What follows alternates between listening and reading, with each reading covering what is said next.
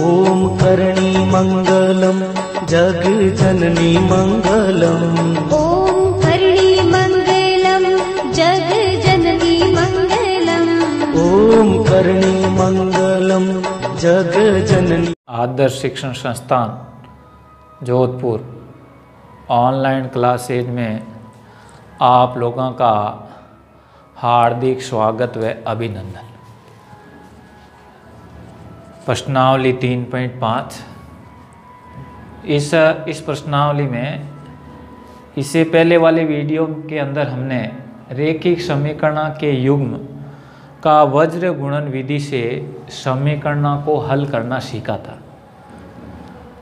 और उसके अंदर वो पहला प्रश्न था और पहले प्रश्न के अंदर वो 4 प्रश्न थे। अब इसके अंदर दूसरा प्रश्न है ए और बी के किन माना के लिए निम्न रैखिक समीकरण के युग्म अपरिमित रूप से अनेक हल होंगे। अब इसमें शर्त दी गई है अपरिमित रूप से अनेक हल। हमने वो पीछे वीडियो के अंदर सीखा था कि 3 शर्तें थी, अपरिमित रूप से अनेक हल है, हल नहीं है। तो इसके अंदर सवाल दिया गया है ये पहला 2x + 3y = 7, दूसरा a - b का गुणांक x, a + b का गुणांक नहीं, x का गुणांक a - b, y का गुणांक a + b और बराबर 3a + b - 2। अब हमको वो पीछे वीडियो थे उसके अंदर तो हमें समीकरण दिए थे और उसके वो हल के बारे में बताते थे कि कैसा हल हो। अब इसके अंदर शर्त दे दी गई है अपरिमित रूप से अनेक हल। तो सभी पदों को बाईं तरफ ले आए और दाईं तरफ है वो शून्य रख दिया। तो 2x + 3y ये प्लस का 7 है, इधर आया तो माइनस का 7 = 0। अब दूसरा है कि a - b x, a + b y और माइनस ये देखो ये 3a + b - 2 ये पूरा पद ला रहा हूँ। तो ये मान लो कोष्टक बना देता हूँ तो यहाँ प्लस का है, इधर आया तो माइनस का और फिर शेष 3a + b - 2। तो एक पूरा पद मान लिए। अब एक एक करके भी ला सकते हैं ऐसा। अब देखिए इसके अंदर अब हमको a1 b1 c1 a2 b2 c2 क्योंकि समीकरण के मानक रूप से इसकी तुलना करते हैं। तो देखिए समीकरण एक ये है a1 x का गुणांक 2 है इसलिए 2, b1 3 और c1 -7। ये आप लोगों को पहले भी वीडियो में बताया है वही स्थिति है। x का गुणांक a - b है तो a - b लिख दिया a2 और y का गुणांक a + b है तो b2 a + b और ये स्वतंत्र पद है तो -3a + b - 2। अब देखो इसमें शर्त दी गई है अपरिमित रूप से अनेक हल। तो इस शर्त के अनुसार जब समीकरण युग्म का अपरिमित रूप से अनेक हल होते हैं तो a1/a2 b1/b2 और c1/c2 का अनुपात है वो बराबर होता है। तो अब देखिए अब हमारा a1 का मान कितना 2, a2 का मान जितना है a - b, b1 का मान कितना 3, b2 का मान a + b, c1 का मान -7 और c2 का मान छोटा कोष्टक 3a + b - 2। अब देखिए और अब ये सेम रखा है, ये भी सेम रखा। अब ये माइनस माइनस क्या हो गया प्लस, इसलिए 7/3a + b - 2। अब 2/a - b की तुलना 7/3a + b - 2 से कर रहा हूँ। तो देखिए इसके अंदर इसका वज्र गुणा कर रहा हूँ तो 7 को a - b से गुणा किया, 2 से 3a + b - 2 को गुणा किया। तो देखो 7a - 7b 3 दूनी 6a और प्लस 2b और प्लस माइनस 4। अब अचर एक तरफ और अचर एक तरफ लिख दिया। तो देखिए 7a ये -7b ये प्लस का है तो माइनस का हो गया, दाएं से बाएं आया, ये भी दाएं से बाएं आया तो प्लस का था तो माइनस का हो गया, और -4 है वो अपने जगह पर रहा है। तो 7a में से 6a चला गया a, और -7b में से -2b, तो माइनस के 7b और माइनस के 2b है वो माइनस के 9b हो गए और बराबर -4, और इस समीकरण का नाम दे दिया 3। अब देखो 3 बटा a प्लस बी की तुलना 7 बटे 3a प्लस बी -2 से, तो अब इसका भी वज्र गुणा कर दिया। तो देखो 7a प्लस बी 3 से 3a प्लस बी -2 से गुणा कर दिया, तो 7a प्लस 7b बराबर 3 3 9a, यहाँ प्लस है इसलिए प्लस को प्लस से गुणा किया, plus 3b plus minus minus 3 दूनी 6। अब देखो चर एक तरफ अचर एक तरफ, अब देखो 7a ये प्लस का है, इधर आया तो माइनस का 9 है। अब ये प्लस का 7 भी है और ये प्लस का 3 भी इधर आया, दाएं से बाएं पक्ष में आया, तो ये प्लस का था तो माइनस का हो गया, ये माइनस का 6। अब देखो ये प्लस के 7a और माइनस के 9a किस चिन्ह के कितने ज़्यादा, तो माइनस के 2a ज़्यादा। प्लस के 7 भी है और माइनस के 3 भी है, तो किस चिन्ह के कितने ज़्यादा, प्लस के 4 बराबर माइनस के 6। अब ये समीकरण का नाम दे दिया है 4। अब देखिए अब हम इसमें ऐसा कोई विधि से लिखा नहीं है, किसी भी विधि से हम सरल करने के लिए स्वतंत्र है। तो अब ये 3 है और ये 4 है। अब देखो मैं गुणांकों को बराबर बना करके इस सवाल को सरल कर रहा हूं। अब इसके अंदर एक चर को बराबर बनाना, तो एक चर को बराबर बनाने के लिए मैंने कहा था किसी भी समीकरण को किसी भी संख्या से हम है वो गुणांक को बराबर करने के लिए गुणा कर सकते हैं। तो मैं समीकरण 3 को 2 से गुणा कर रहा हूं, तो जो a के गुणांक है वो बराबर हो जाएंगे। तो देखो ये 2a 9 को 2 से गुणा किया 18b और 4 को 2 से गुणा किया 8, और माइनस है तो माइनस। अब इसके अंदर देखिए जो समीकरण 4 नंबर है वो -2a प्लस 4b -6। अब इसके अंदर जिसका गुणांक समान है उसके विपरीत चिन्ह है, इसलिए मैं इसको जोड़ देता हूँ। जिसका गुणांक समान है उस गुणांक के चिन्ह देखना है, यदि समान है तो घटाते हैं, विपरीत चिन्ह है यानी प्लस माइनस में तो हम जोड़ देते। तो मैंने लिखा है समीकरण 3 को 2 से गुणा करके समीकरण 4 में जोड़ने पर, अब 2a और -18b बराबर माइनस का 8 और माइनस का 2a प्लस 4b बराबर -6।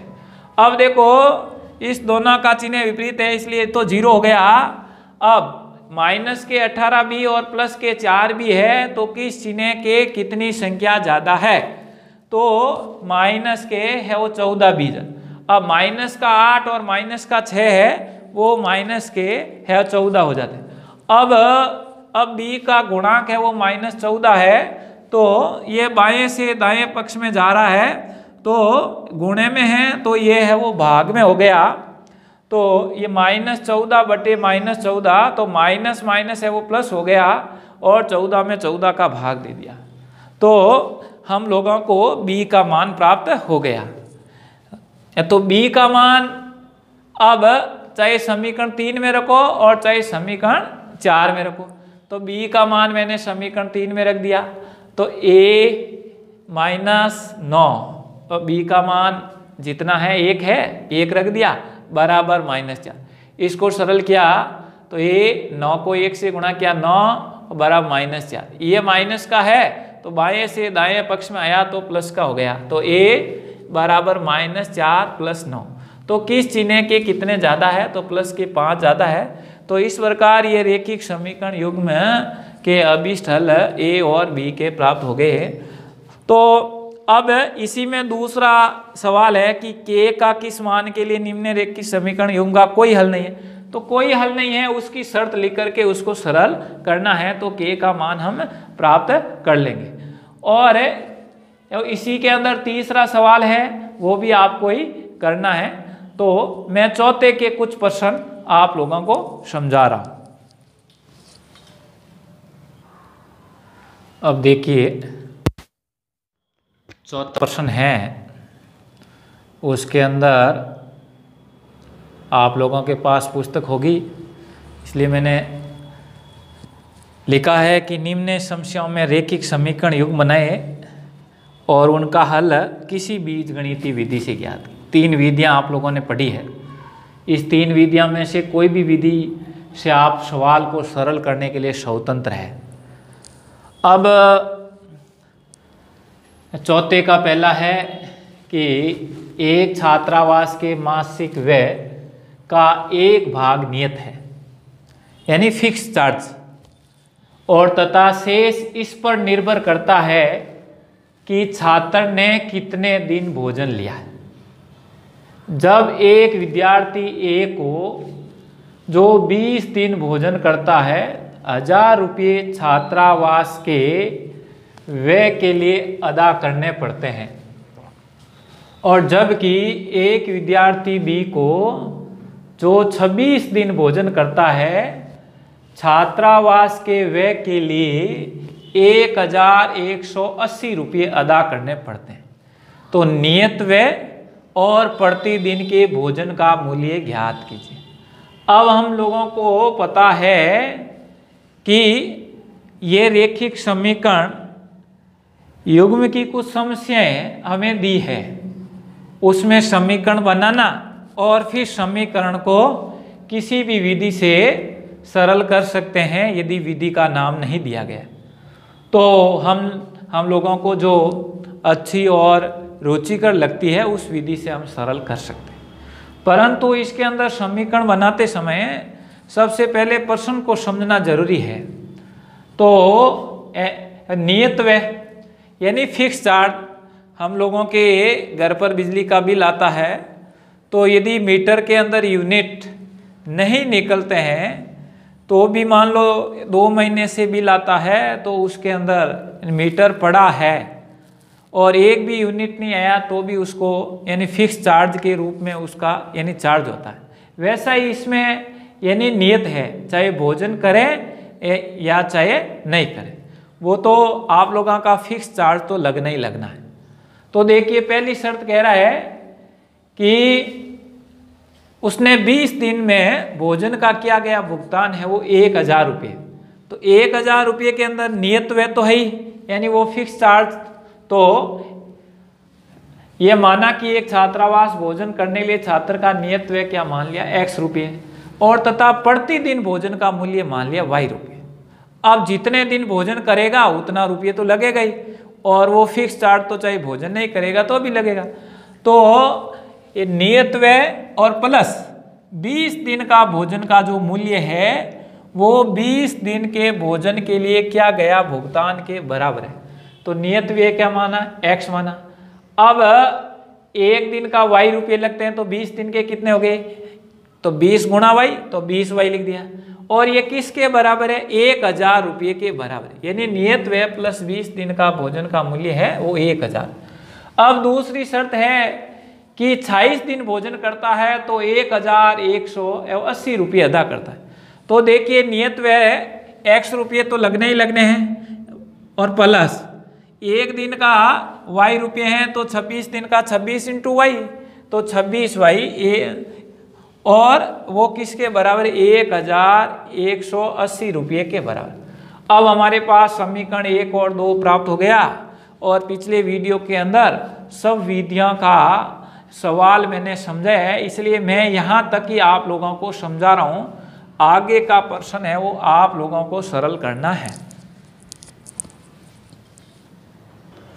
एक सवाल और समझ कि एक भिन्न 1/3 हो जाती है जब उसके अंश में से 1 घटाया जाता है, और वह 1/4 हो जाती है जब हर के अंदर वो 8 जोड़ दिया जाता है, वो भिन्न ज्ञात है। अब हमें पता है भिन्न का मतलब अंश और हर, तो माना भिन्न का अंश x और हर y। तो भिन्न हो गया अंश बटे हर x बटा वाई। अब पहली शर्त क्या कह रहे हैं, 1/3 जब होता है जब अंश में से 1 घटाया जाता है। तो अंश क्या है x में से 1 घटाया x माइनस 1 और बट्टे y, ये किसके बराबर हो जाता है 1/3। अब वज्र गुणा कर लिया, 3 को x माइनस 1 से गुणा कर लिया बराबर 1 को y से गुणा कर लिया y। अब 3x प्लस माइनस माइनस 3 को 1 से गुणा किया 3 बराबर y। तो 3x ये प्लस का इधर आया, दाएं से बाएं पक्ष में आया तो प्लस का है तो इधर आ गया तो माइनस का हो गया, और ये माइनस का 3 बाएं पक्ष से दाएं पक्ष में जाया तो है वो प्लस का हो गया। ये समीकरण आप लोगों को प्राप्त हो गया 1। अब दूसरी शर्त में कह रहा है कि और वह 1/4 हो जाती है जब हर में से 8 घटाए, अंश में से कुछ नहीं, तो अंश तो x ही है, हर में क्या है 8 जोड़ दिया जाए। 8 क्या कह रहा है, जब हर में 8 जोड़ दिया जाए तो y प्लस 8 बराबर 1/4, और इसका वज्र गुणा कर लिया तो हमें प्राप्त हुआ 4x बराबर y प्लस 8, और चर चर एक तरफ और अचर अचर एक तरफ, तो 4x ये प्लस का है, इधर आ गया तो y का है वो माइनस y हो गया बराबर हम लोगों ने लिख दिया। अब 8, तो ये समीकरण 2 दिया। अब हम किसी विधि से हम सरल कर सकते हैं, तो सरल आपको ही करना है।